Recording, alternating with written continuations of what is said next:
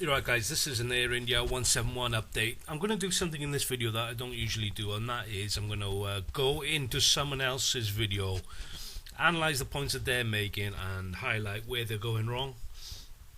So this particular one is from Jeffostroff, and generally he's good. I don't think he's got any agenda, which is more than I can say for some other YouTubers. But this video, he's done something about the rat deployment. And what he goes into here is his sacred timeline. Look, there's one thing that I would say here. He's got his sacred timeline, but he's put a lot of things in here which are not sacred. For a start, he's put the rat deployment time, which we do not know when it was deployed. We have a photo, CCTV picture saying that it was deployed at X minute, but it doesn't say when the rat was deployed. So the whole rat deployment time is open for debate. He's also got something in the timeline which he says is sacred, which is clearly not.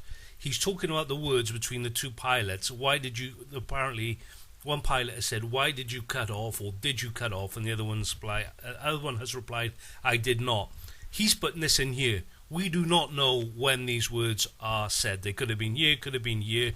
We have no idea when that those words were said in the cockpit. Zero, none. We have no clue at all, because for some reason the prelim report didn't find it relevant enough to put timestamps to these words. So let's continue from there.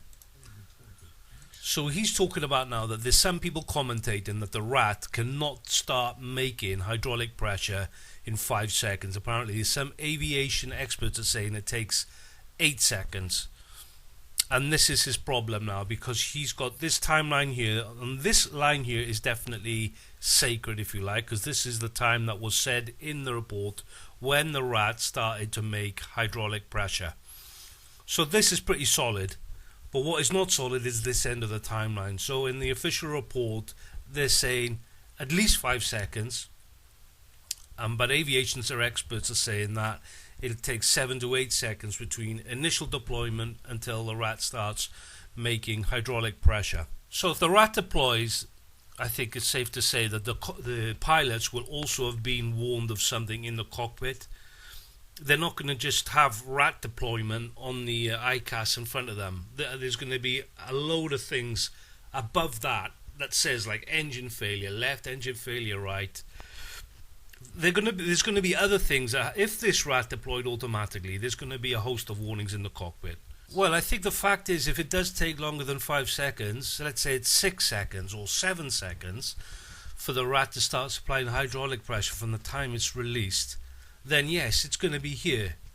It's going to be in this area here, i.e. before the fuel switches are cut off. I think even the report is saying that the rat was deployed before the fuel cut-off switches. Well, we know because the prelim report says this is the point when the rat started giving hydraulic pressure. This is sacred. We cannot move this.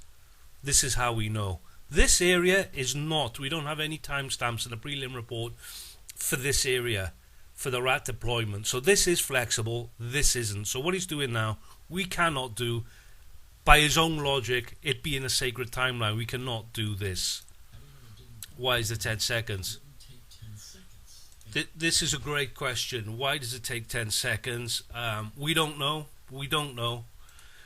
We don't know when these words were said. Were they said over here? Were they said here? Why would it take them 10 seconds?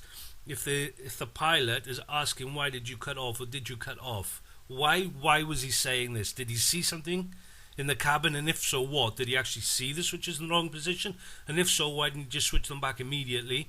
And if the ICAS was telling him the switches were off, this to me would make more sense why you would ask the co-pilot or whoever, why you would ask the other pilot, why did you cut off, instead of just putting things back to run. And the other pilot said, I didn't. So I don't see any reason why are we jumping to the conclusion that these people are lying, 10 seconds, maybe, if the fuel switches are in the run position, it's 10 seconds because they can't do anything more. They have to wait for whatever happens next. I mean, the rat is deployed, they've got complete electrical failure, hydraulic failure. and the switch is in the run position. There's nothing else they can do. The 10 seconds is maybe just waiting for the systems to come back online. And I just want to highlight, whatever the probabilities are here, what the system is recording in the flight data recorder is not the physical position of the switch. It is the computer has interpreted it from the signals that it's getting, that the switch is in the off position, in the cut-off position, or in the run position. It does not have a camera pointing at the switch to say what position it is in. I think that's very important to know also. And then we've got RAT deployment here. We don't know why the RAT was deployed. It could have been a manual deployment. We don't know. But if it's an automatic deployment, either both engines have failed, all 3 hydraulic system pressures are low, loss of all electrical power to captain and first officer flight instruments, loss of all 4 EMPs and faults in flight control system and current approach, loss of all 4 EMPs and an engine fails on during takeoff or landing. Either way, if it deploys automatically, that 100% says there's a problem with the plane, and I think I'm right in saying that none of these things will happen immediately. If you switch the fuel cut-off switches to cut off, the RAT is not going to deploy immediately. It's going to wait until both engines have failed, or it reaches the threshold that says, under these conditions, we're going to classify this as an engine fail. The 3 hydraulic pressure systems are not going to immediately lose pressure. They're not immediately going to lose pressure.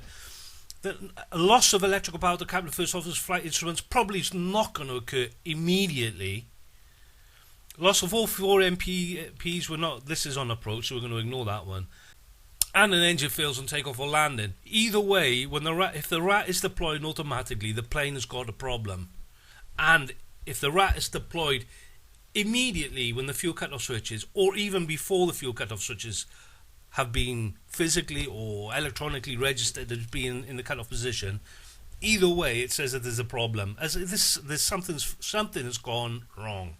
And basically that was his video. So I highly recommend it. Go and have a look at it. Usually he does really good videos, very unbiased. I think he's dropped the ball a little bit on this one for whatever reason. But nevertheless, I think it's a good video to watch. It does go into the things that I think are important, namely the RAT deployment and some assumptions that are being made which perhaps shouldn't. Guys, that's the video. If you enjoyed it, subscribe to the channel, look after yourselves, and I'll see you again next time.